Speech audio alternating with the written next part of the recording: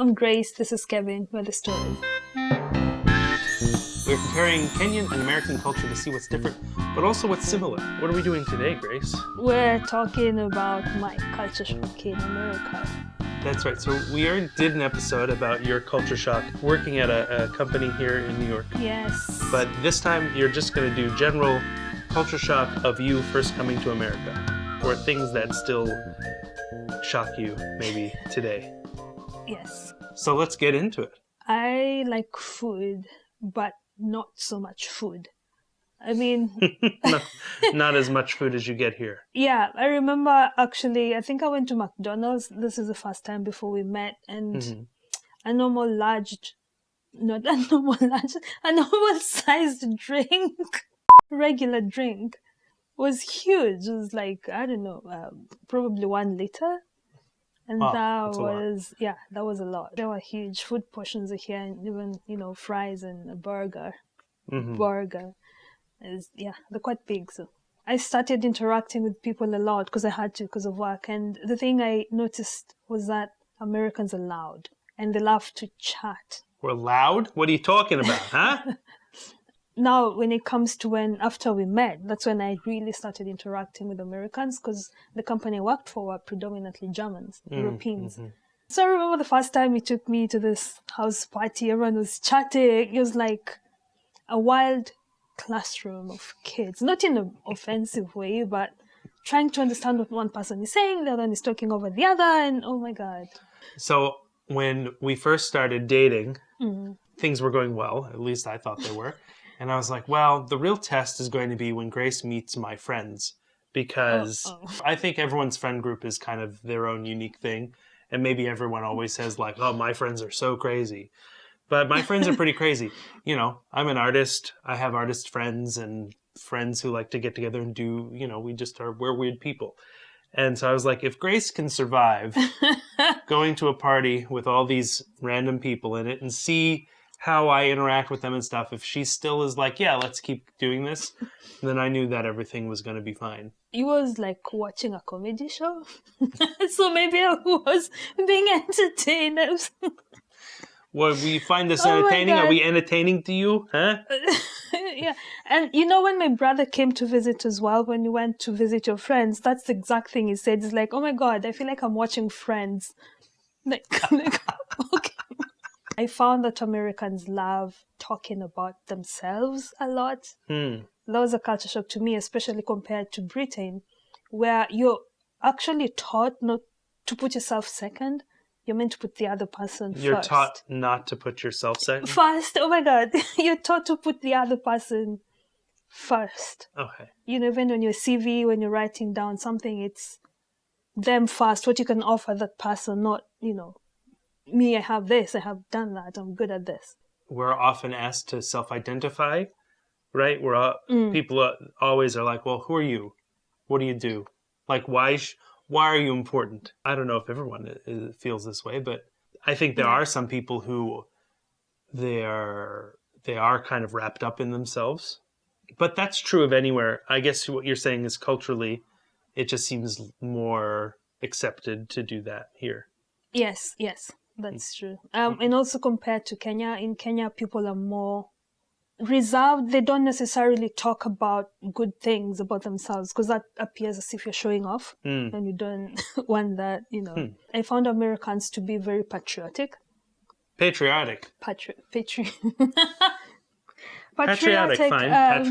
Patriotic. If you're abroad, like in Kenya, and you come across an American, the first thing they'll probably tell is, oh, I'm from America, Maybe. It's true.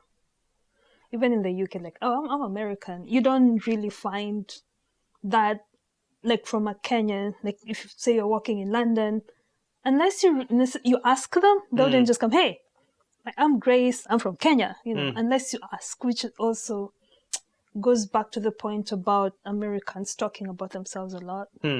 Next is diversity. In New York specifically, I found that there's so many people from so many countries that look so different from what I was used to even in the UK. I met someone from, I don't know, Guatemala, a country you wouldn't even think of, And so I like that. I felt like I fitted in, Mm-hmm. you know, like because there's so many people who are different. So Yeah. it's Oh, good. they call it the great American melting pot. One of my culture shock, though I've never tried it, is mixing soda, fizzy drink with ice cream. What is that about? Oh, like a root beer float or an ice cream soda? Have you had one? I don't think I want to. So Oh, you should. no. We normally have this misconception that although Caucasians coming into Kenya come because it's hotter in Kenya, but no. Oh my God, the summers here are crazy. I think hotter than Kenya. Mm-hmm. Maybe close to Mombasa, I don't know.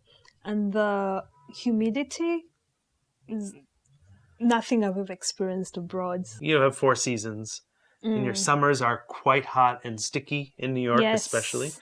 And your winters can be quite cold and snowy and all of that. Mm-hmm. You know, like today it was 0 degrees, I think. So Celsius, 32 degrees Fahrenheit for the Americans. There's not quite so much of that because you're right on the equator. A lot of Kenya is kind of the same elevation, but you have things are colder as you go up, like Mount Kenya, for example. Yes, Kericho, the Rift Valley. But the coast is hot. I would say Mombasa is as hot as summer here because it's humid. It's the humid for me. Yeah.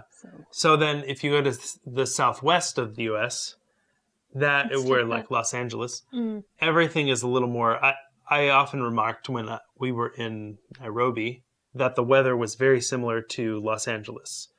It's, it gets cold, but it's not that cold. In the office, quite often, most of the Americans over there will tell me, oh, if you fall sick, do not call 911.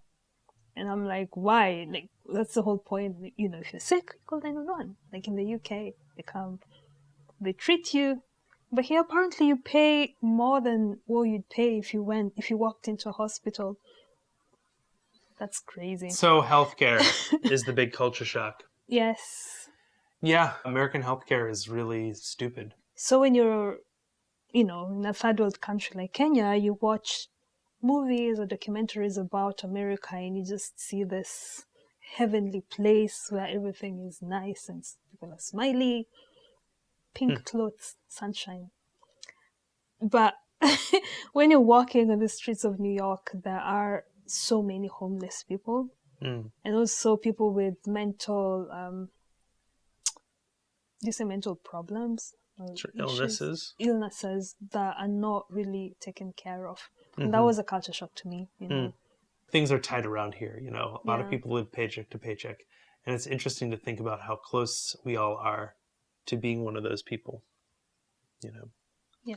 Do you have something uplifting for your last one? It could be. So, because I want to feel joy. Getting on the subway while you're going to work, you're literally uplifted by people. It is so crowded. Oh my God! People morning, people just had an image of you trying to get on the subway, and all these people being like, "Whoop." Maybe that might have happened. I don't know. I think that thousands of people all wanting to enter into this. What do you call one of them? Just one. Subway car? Yeah, one of the cars. And it's hell, That was a culture shock for me. Never saw anything like that. I thought matatus are crazy in Kenya. Mm-hmm. No, this is... Even in the UK, you'd never had that, like, crowded tube type things? It was, but people here are more aggressive. It's the aggression. Mm-hmm. These days, the subways are pretty empty. So. Oh, yes. Well, have you been to America? Do you have some culture shocks of your own? Why don't you share them down below in the comments or find us on social media? All the links are down below in the description. Thanks for watching, and until next time, Rich of pocket, we are rich of heart.